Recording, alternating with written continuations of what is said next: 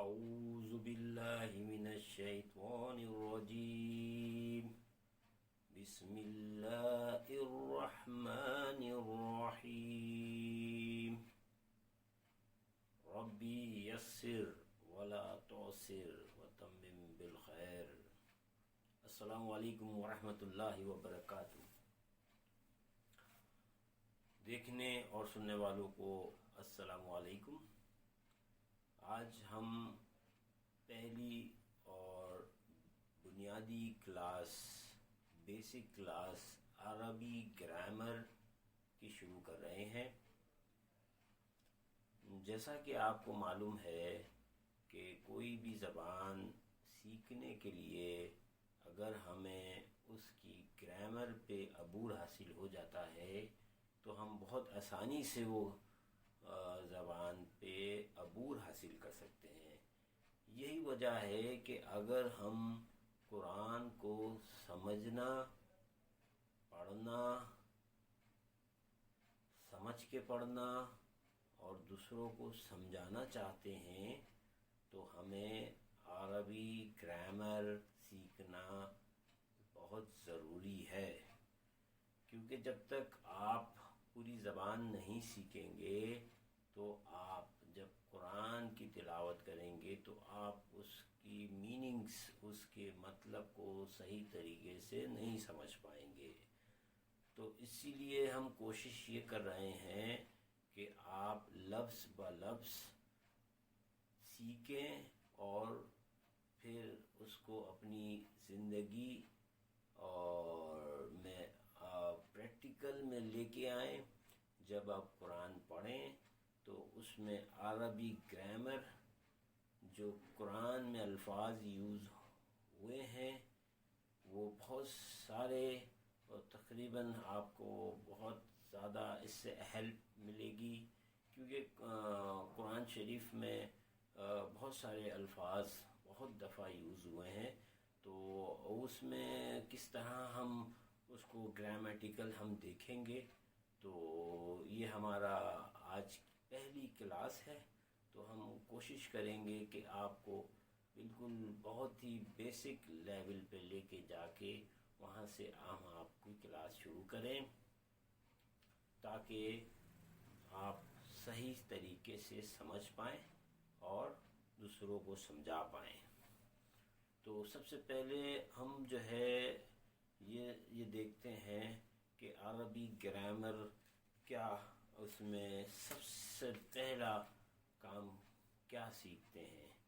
دیکھیں، عربی گرامر میں حروف تہجی جیسے انگلش لینگویج میں بھی ہے، اردو میں بھی ہے، اسی طرح عربی گرامر میں حروف تہجی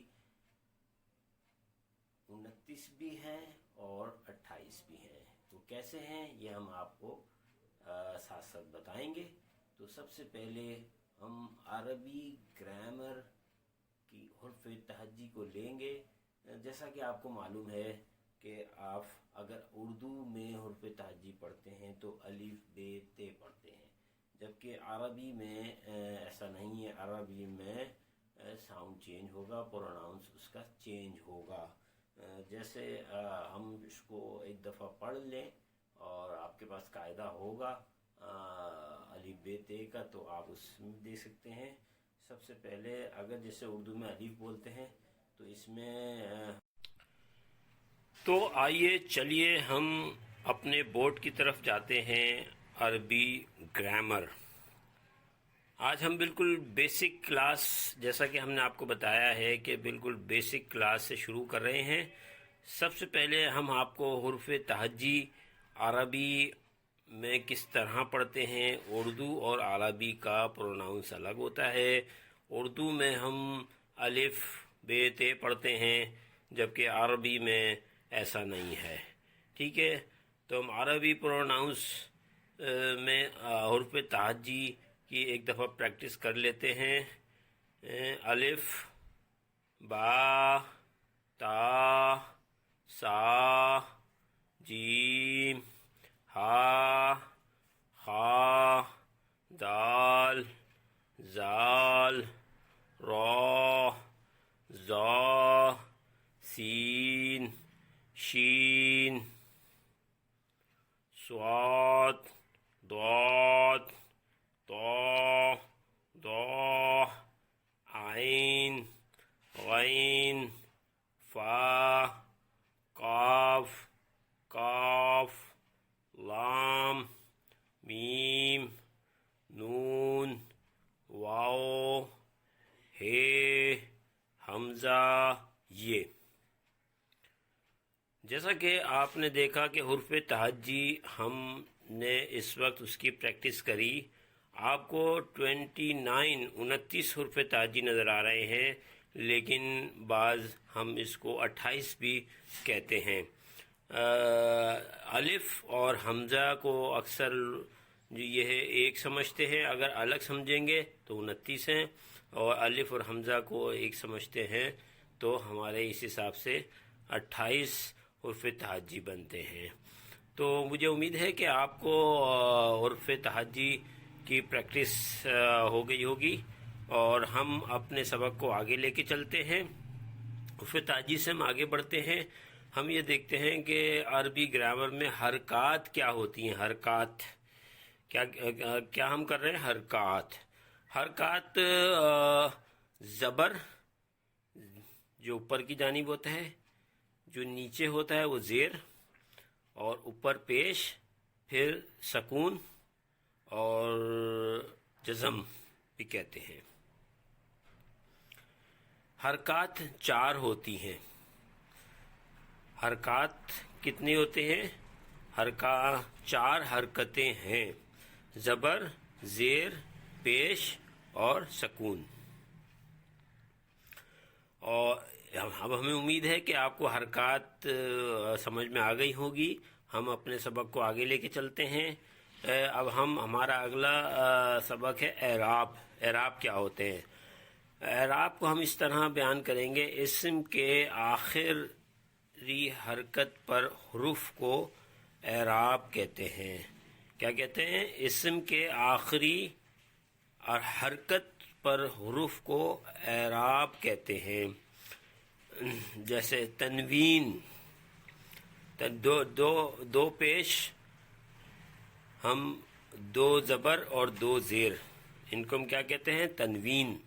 عربی میں 2 پیش کو ضمہ، 2 زبر کو فتح اور 2 زیر کو کسرہ کہتے ہیں۔ کیا کہتے ہیں اعراب کو؟ اعراب کیا ہوتے ہیں؟ اسم کے آخری حرکت پر حروف کو اعراب کہتے ہیں۔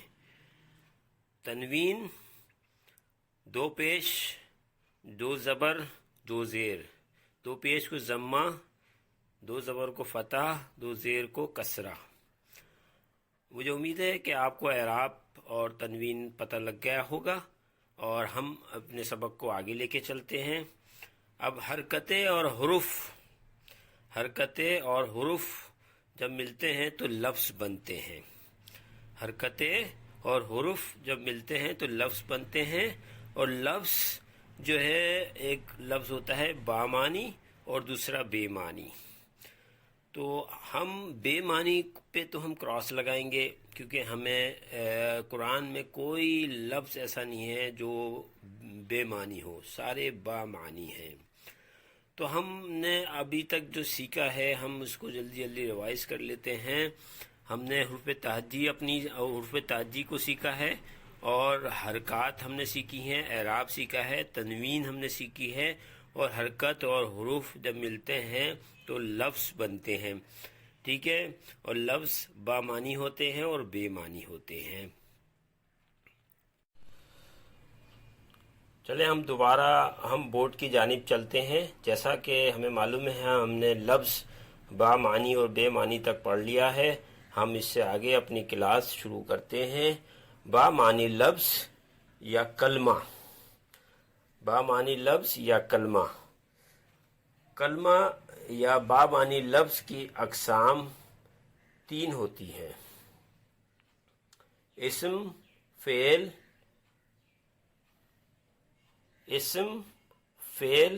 حرف۔ اسم، فعل، حرف۔ کس کی؟ کلمے کی۔ کلمہ کیا ہے؟ بامعنی لفظ ہے۔ اس کی اقسام 3 ہوتی ہیں: اسم، فعل، حرف۔ سب سے پہلے ہم اسم کو دیکھتے ہیں۔ اسم کیا ہے؟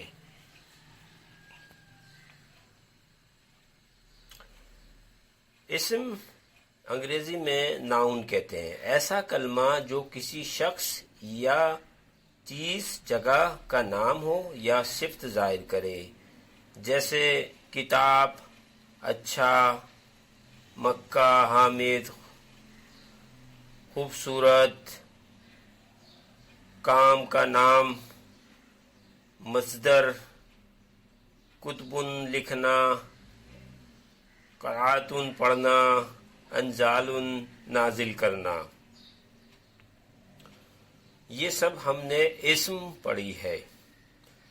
اسی طرح ہم جو ہے فعل کی تعریف، فعل کو انگریزی میں ہم کہتے ہیں ورب اور عربی میں فعل کہتے ہیں۔ ایسا کلمہ جس سے کسی کام کا کرنا ظاہر ہو اور اس میں کوئی زمانہ بھی پایا جائے، فعل کہلاتا ہے۔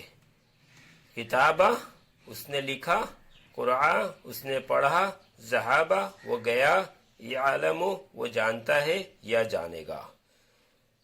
آگے ہم چلتے ہیں حرف۔ ایسا کلمہ جس کے اپنے معنی واضح نہ ہو جب تک کہ وہ کسی اسم یا فعل کے ساتھ نہ آئے۔ سے کی طرف، گھر سے مسجد کی طرف، حرف عطف، کنجکشن، حرف جار، پریپوزیشن، حرف ندا، انٹرجیکشن، حرف استفہام، انٹروگیٹو۔ تو یہ ہم نے کلمہ بامعنی کی اقسام آپ کو بتائی۔ ہمیں امید ہے کہ آپ کو سمجھ میں آئی ہوگی، اور جب تک آپ اس کی پریکٹس نہیں کریں گے تو یہ تھوڑا سا ہمیں مشکل ہو جاتا ہے۔ تو ہم جب تک اس کی پریکٹس نہیں کریں گے تو ہم آگے نہیں بڑھ سکتے۔ ہم آگے پھر لیتے ہیں اسم کو۔ اسم کو اور ڈیٹیل میں آتے ہیں۔ اسم کیا ہے؟ اسم کی 4 اقسام ہیں۔ اسم کی 4 اقسام ہیں، ٹھیک ہے؟ جیسا کہ ہم نے آپ کو بتایا، اسم کی 4 اقسام ہوتی ہیں۔ سب سے پہلے حالات، دوسرا جنس، تیسرا عدد، چوتھا وسط۔ اب ہم اس کو ڈیٹیل میں بتاتے ہیں۔ حالت کیا ہوتی ہے؟ حالت، جیسا کہ آپ کو پتا ہے، اسم کی 4 اقسام ہوتی ہیں: حالت، جنس، عدد اور وسط۔ ہم نمبر 1 حالت کو دیکھتے ہیں۔ حالت میں 3 اقسام ہوتی ہیں: فاعلی، مفعولی، اضافی۔ فاعلی کو رفع کہتے ہیں، مفعولی کو نصب کہتے ہیں، اضافی کو جر کہتے ہیں۔ آگے ہم چلتے ہیں جنس۔ جنس جیسے آپ کو پتا ہے مذکر اور مؤنث ہوتی ہیں۔ عدد میں ہم واحد، تثنیہ اور جمع۔ ویسے ہم انگریزی اردو میں واحد اور جمع ہمیں نظر آئے گا، لیکن عربی میں ہمیں تثنیہ بھی جو ہے اس میں ہمیں نظر آتا ہے اور اس میں ہوتا ہے۔ آگے چلتے ہیں ہم وسط۔ وسط نقرہ من عام اور معرفہ من خاص۔ تو ہمیں امید ہے کہ آپ کو اسم کی 4 اقسام جو ہے سمجھ میں آ گئی ہوں گی۔ آج کا سبق ہم جو ہے یہیں تک رکھتے ہیں، اور انشاءاللہ اور آپ اگلی کلاس میں اس کو آگے بڑھائیں گے۔ بہت شکریہ، السلام علیکم۔ انشاءاللہ اگلے سبق میں ہم یہیں سے آپ کو کنٹینیو کریں گے۔ بہت شکریہ، السلام علیکم ورحمۃ اللہ وبرکاتہ۔